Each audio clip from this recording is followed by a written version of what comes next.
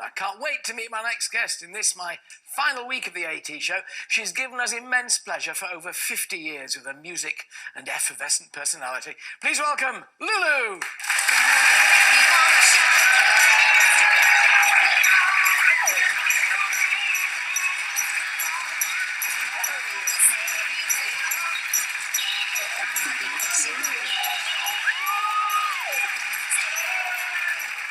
If it's 50 years, I want to see the picture in the attic. Yes.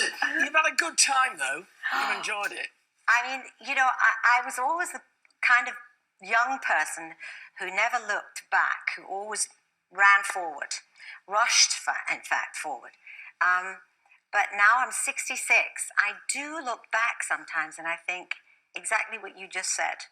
It's been unbelievable. Yeah. It goes faster as you get older. And I talked to our psychologist, Yes. Linda Papadopoulos, about this, and that she said because... She's gorgeous, that she's girl. gorgeous and she's clever. And she said, Gorgeous. well, when you're 10, a year is a 10th of your life. But when you're our age, it's a 66th of your life. And so it's shorter. It's how it feels. It's crazy. That was her explanation. That's crazy. But, huge start. Like all stars, there have been slacker periods in your life as well, and they must have been quite ups difficult and downs and difficult to thrown get from through. pillar to post and everything. Life. Everybody has challenges. I'm old enough to know that that's the case. Doesn't matter what you do, but I have to say, I think it's maybe a human trait that we remember the good things more than we linger on the bad things. When the tough times, when you're reminded of them, you can get a tear, or you can feel sad, thoughtful. But mostly, I think it's a human thing, and I think it's a good thing. So looking back at what you've done, high spots, things you really thought How long have beat you me got? up. Well, How long go have you on, got? as long as you want. Shall I just go through things that come to my mind?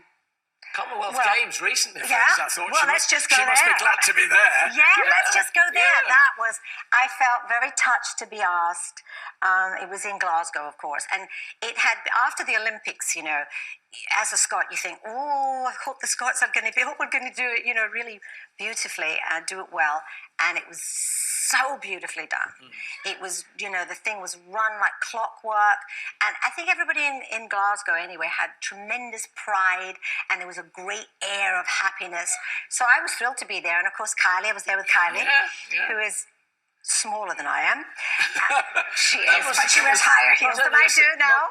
Not only a surprise, but a relief as well. There's something there smaller than you. When you look at the pop, it's always interesting to ask pop stars of yesteryear, who were huge and still in your case are, what they make of the kind of pop market today, because it's sort of instant fame and then gone, and there's no durability, it seems to me, in acts nowadays. I suppose things like X Factor are perhaps to blame there. That's the way forward now. Everybody thinks you can go and you can do it instantly overnight. Maybe that's probably, for me, that's the sad thing about a young person who gets a taste of success quickly, and then it's over in a second, and they're back to doing the job that they did before, or looking for a job. That's hard to take. Is it that they can't handle it musically, or they can't handle it because it's been too sudden? They can't cope with it. What you mean, the fact that they don't have longevity? Yeah. I think when you don't last, if you've had terrific expectations, and then you get a taste of it. I mean, shows like the X Factor have their gifts. They give you a platform. I wouldn't blame them. It's not their fault. But, it's just you get a taste of how fantastic, and it's all magical and all kind of sparkly, and then the next minute you're on your feet on the ground.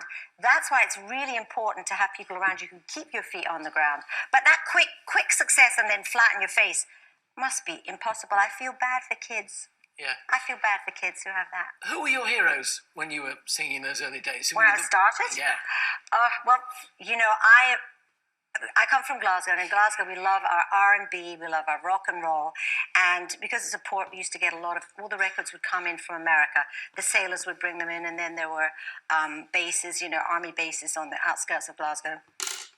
And so we got a lot of American music. Me, it was black American music. British music, I thought was rubbish. Really? Rubbish. Didn't like anybody who was British. I only liked black R&B singers. I loved Ray Charles, and I loved rock and roll. I mean, for instance, today, You're talking about young people. Today, the kids that I love today are influenced by the people I was influenced by when I started. And in fact, the same people that influenced the Beatles and influenced the Rolling Stones. You go to see Bruno Mars today, it's like watching a Motown review.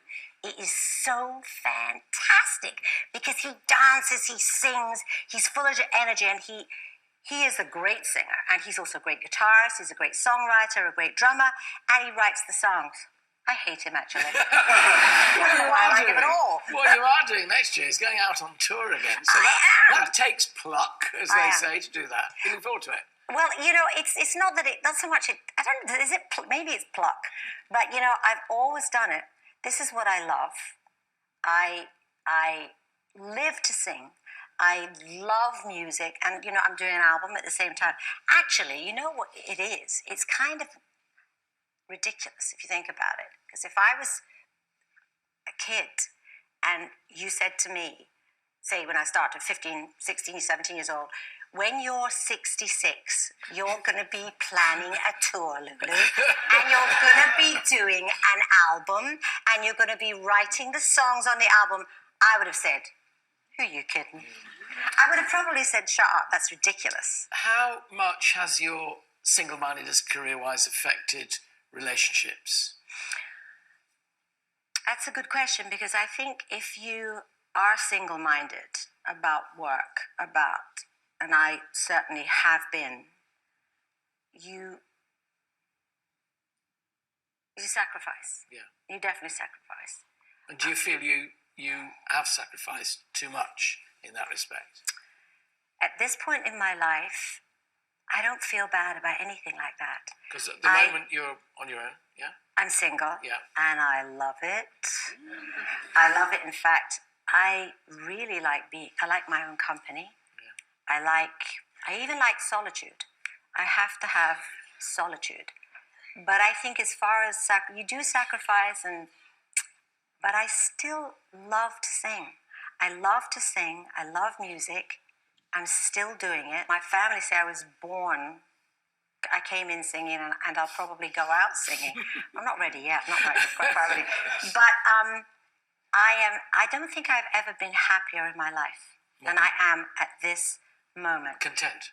Yeah. I am very happy, content, because I'm doing what I love. I thank God. I have a son who has 2 children. So any of the sacrifices about not having other children, which was a sadness for quite a long time, they're not really, having a sort of fairy tale marriage that lasted forever, which was what I was kind of brought up to think.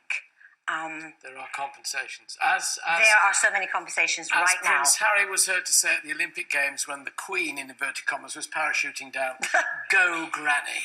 My thanks to the lovely Lulu. Go, Granny. Go, Granny, I like that.